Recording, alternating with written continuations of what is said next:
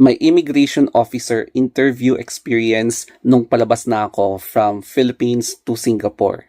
Etong story time na to ay nangyari doon sa Clark International Airport. So, nung napunta na ako sa babaeng immigration officer, ang unang tinanong niya sa akin is your passport. And then, nung pinakita ko yung passport, nakita niya ata na hindi pa ako registered sa e-travel. So, sabi niya, meron ka bang e-travel? Sabi ko, wala. Okay, mag-register ka muna, then bumalik ka dito.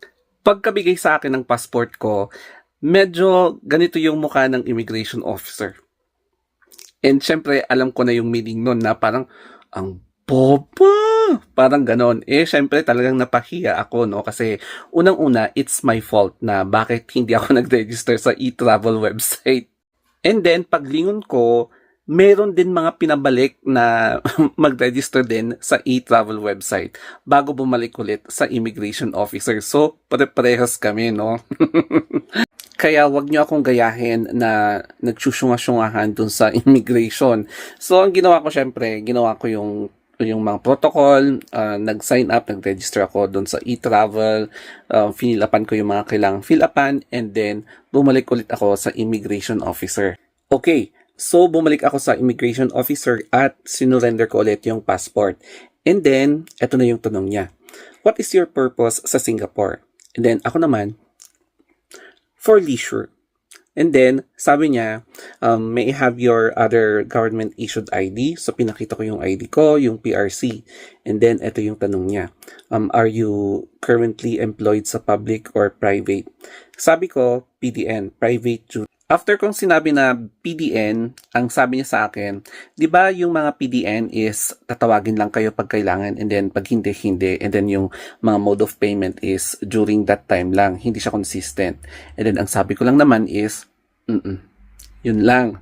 And then, after a few moments, binabrowse niya yung passport and then tinatakan na niya and then binigay na yung passport sa akin. Tapos tinignan ko yung facial expression niya, parang ewan ko, naloka lang siguro sa akin. So, after that, happy ako at nakalusot ako sa wakas sa immigration. One reason kung bakit hindi na ako tinanong ng kung ano-ano or pinarequire is because kasama ko yung family ko na mag-fly doon sa Singapore. Kaya wala na masyadong tanong and hindi ako yung principal na nag-book ng ticket. Ito yung actual na reaction ko after kong makalusot sa immigration. So, nakita niyo naman siguro na parang ganon. And sobrang saya ko kasi nakalusot ako. Yung iba, may mga no-offload. So, buti na lang, no, hindi ako pinahirapan. Kaya ngayon, dumiretso na kami sa may lounge area bago mag-board. Kasi mag-aantay pa kami ng 2 oras bago yung boarding namin.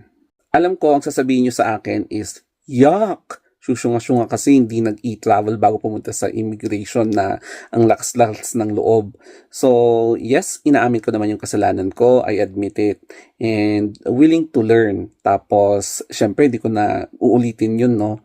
Tapos, para hindi ka maganituhan ng immigration officer. O, di ba?